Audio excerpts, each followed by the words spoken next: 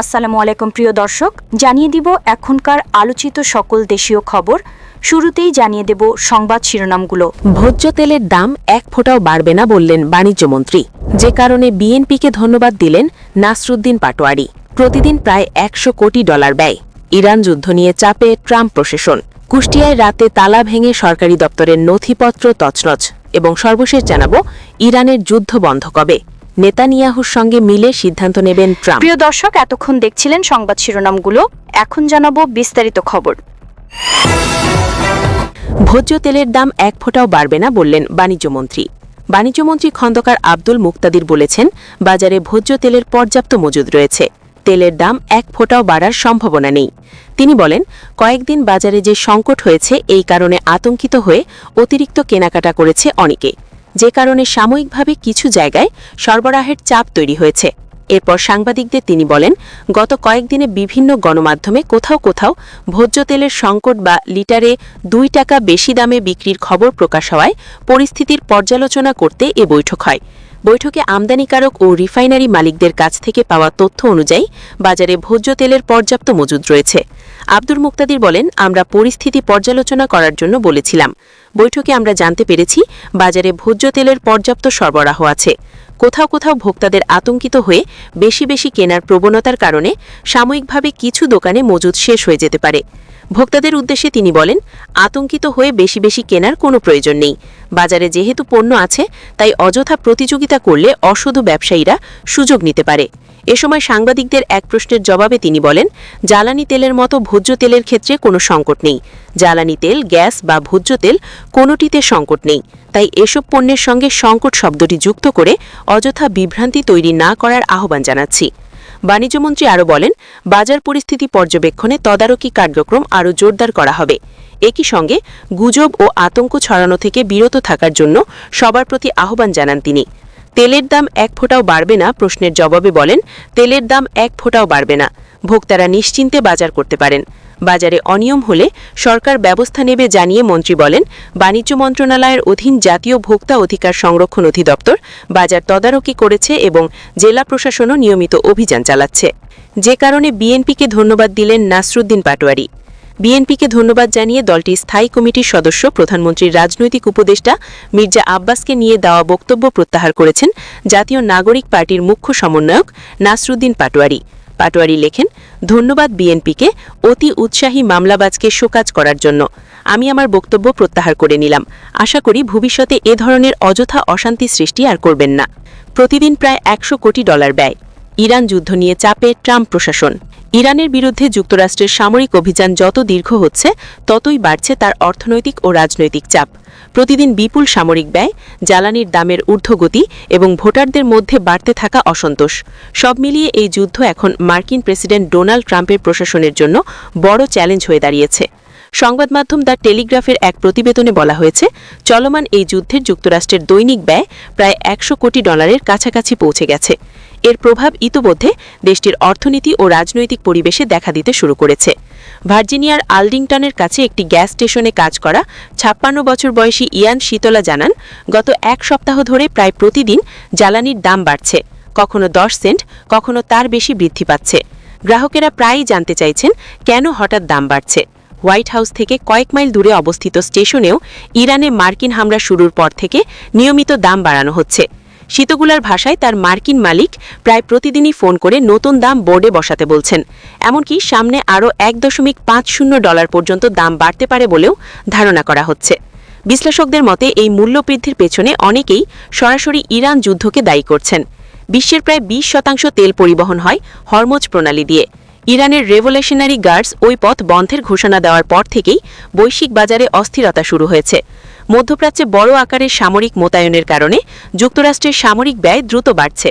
ধারণা করা হচ্ছে মোট ব্যয় $১০০ বিলিয়ন পর্যন্ত পৌঁছাতে পারে। এই বিপুল ব্যয় ট্রাম্পের সমর্থক গোষ্ঠী মাগা ঘরানার অনেকের মধ্যে অস্বস্তি তৈরি করেছে। জনমত জরিপেও দেখা যাচ্ছে এই যুদ্ধ সাধারণ ভোটারদের কাছে খুব বেশি জনপ্রিয় নয়, বিশেষ করে এমন সময় যখন আসন্ন মধ্যবর্তী নির্বাচনে কংগ্রেসের নিয়ন্ত্রণ ধরে রাখা প্রশাসনের জন্য বড় রাজনৈতিক চ্যালেঞ্জ। ক্যাপিটাল হিল এলাকায় একটি গ্যাস স্টেশনের ম্যানেজার জানিয়েছেন, মধ্যপ্রাচ্য সংঘাতের কারণে তেলের সরবরাহ ব্যাহত হওয়ার আশঙ্কা তৈরি হয়েছে, ফলে বিশ্ববাজারে তেলের দাম বাড়ছে এবং তার প্রভাব যুক্তরাষ্ট্রের খুচরা বাজারেও পড়ছে। প্লাইমাউথ ইনস্টিটিউট ফর ফ্রি এন্টারপ্রাইজের ভাইস প্রেসিডেন্ট রিসার্চ স্টার্ন বলেন, জ্বালানির দাম অনেক সময় জনমতের বড় সূচক হয়ে ওঠে। সাবেক মার্কিন প্রেসিডেন্ট বারাক ওবামা একসময় বলেছিলেন, তার জনপ্রিয়তার বড় একটি সূচক ছিল গ্যাসোলিনের দাম। এদিকে রিপাবলিকান শিবিরেও আলোচনা শুরু হয়েছে যে ট্রাম্প বিদেশি নীতি নিয়ে অতিরিক্ত ব্যস্ত হয়ে পড়েছেন ইনা। যদি কংগ্রেসের নিয়ন্ত্রণ হারাতে হয় তাহলে দ্বিতীয় মেয়াদে প্রশাসন তদন্ত, অভিশংসন এবং আইন প্রণয়নের অচল অবস্থার মুখে পড়তে পারে। রাজনৈতিক সংবাদ মাধ্যম পলিটিকো জানিয়েছে, ট্রাম্পের চিফ অফ স্টাফ সুজি ওয়ালস প্রশাসনের কর্মকর্তাদের জ্বালানির দাম কমানোর উপায় খুঁজতে নির্দেশ দিয়েছেন। এমনকি ফেডারেল গ্যাসোলিন কর সাময়িকভাবে বাতিল করার বিষয়টিও বিবেচনায় রয়েছে। ওয়াশিংটন পোস্টের এক জরিপে 2500 এর বেশি মার্কিন নাগরিকের মতামত দেওয়া হয়। এতে দেখা যায় 20%রও কম মানুষ মনে করেন তারা আর্থিকভাবে এগোচ্ছেন, আর প্রায় 45% বলেছেন খাদ্যের দাম তাদের নাগালের বাইরে চলে যাচ্ছে। বিশেষজ্ঞদের মতে যুদ্ধের ব্যয় এবং জ্বালানির মূল্যবৃদ্ধি একসঙ্গে বাড়তে থাকলে তা ট্রাম্প প্রশাসনের জন্য বড় রাজনৈতিক ঝুঁকি তৈরি করতে পারে। কুষ্টিয়ায় রাতে তালা ভেঙে সরকারি দপ্তরের নথিপত্র তছনছ।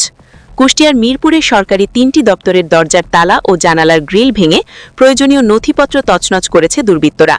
আজ সকালে বিষয়টি সংশ্লিষ্ট কর্মকর্তা কর্মচারীদের নজরে আসে, তবে গুরুত্বপূর্ণ কোনো নথি সরানো হয়নি বলে জানান সংশ্লিষ্টরা। এর আগে গতকাল রোববার রাতে উপজেলা ভূমি অফিস, সাব রেজিস্ট্রার কার্যালয় ও জনস্বাস্থ্য প্রকৌশল অধিদপ্তরের কার্যালয়ে ঘটনা ঘটে। পুলিশ বলছে, সিসিটিভি ফুটেজে 2 জন ব্যক্তি উপজেলা চত্বরের ভেতরে ঢুকলেও তাদের খালি হাতেই বের হতে দেখা গেছে। ঘটনার রহস্য উদ্ঘাটনের কাজ করছে পুলিশ। সূত্রে জানা গেছে, রাতে 3টি দপ্তরের দরজার তালা ও জানালার গ্রিল ভেঙে ভেতরে প্রবেশ করে দুর্বৃত্তরা। দপ্তরের আলমারি ও ড্রয়ারে থাকা নথিপত্রের ফাইল এলোমেলো অবস্থা ছিল। সকালে ঘটনাস্থল পুলিশ পরিদর্শন করে। পুরো উপজেলা চত্বর সিসিটিভি ক্যামেরার আওতাধীন ও স্ব দপ্তরে 900 প্রহরী থাকার পরও এমন চুরির ঘটনায় হতবাগে স্থানীয় বাসিন্দারা। বিষয়টি নিশ্চিত করে মিরপুর থানার ভারপ্রাপ্ত কর্মকর্তা মোহাম্মদ শহীদুল ইসলাম আজকের পত্রিকাকে বলেন, ঘটনা সিসিটিভি ফুটেজ সংগ্রহ করা হয়েছে। রাত 3টার দিকে একজন বয়স্ক ও একজন মাঝবয়সী ব্যক্তিকে উপজেলা চত্বরের ভেতরে ঢুকতে দেখা গেছে।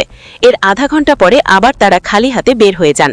দরজার তালা ও জানালার গ্রিল ভেঙে দপ্তরগুলোর ভেতরে ঢুকে শুধু তারা কাগজপত্র তছনছ করে চলে গেছেন। নগদ টাকা, ল্যাপটপ সহ অন্যান্য দামি জিনিসপত্র থাকলেও কিছুই নেননি। মুখ ঢাকা থাকায় তাদের চেনা যায়নি। কী কারণে এ ঘটনা তা উদ্ঘাটনে কাজ করছে পুলিশ। এ বিষয়ে মিরপুর উপজেলা নির্বাহী অনিসার বলেন, ঘটনার পর দপ্তরগুলোতে পরিদর্শন করেছি, থানায় লিখিত অভিযোগ দেওয়া হয়েছে। ঘটনা তদন্তে কাজ করছে পুলিশ। পরবর্তীতে বিস্তারিত জানানো হবে। ইরানের যুদ্ধ বন্ধ কবে? নেতানিয়াহুর সঙ্গে মিলে সিদ্ধান্ত নেবেন ট্রাম্প।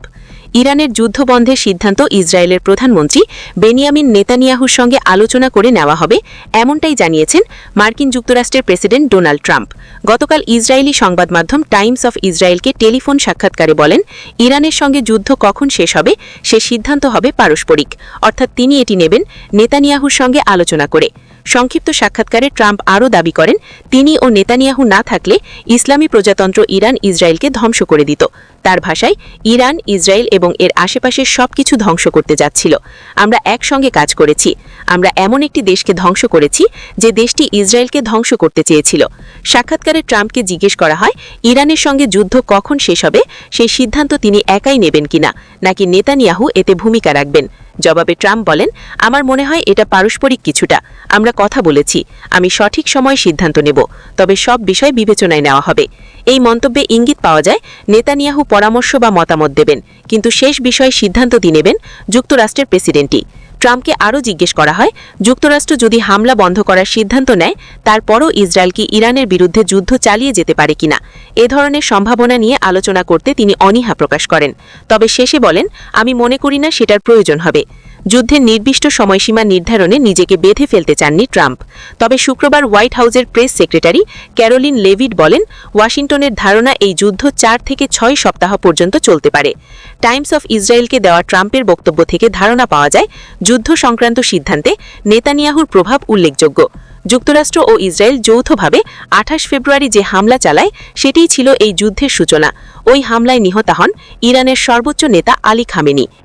প্রিয় দর্শক, এই ছিল এখনকার গুরুত্বপূর্ণ নিউজ। আরও গুরুত্বপূর্ণ নিউজ নিয়ে ফিরছি কিছুক্ষণের মধ্যে। নিউজগুলো সবার আগে দেখার জন্য এই চ্যানেলটি সাবস্ক্রাইব করে আমাদের সাথে থাকুন। ধন্যবাদ।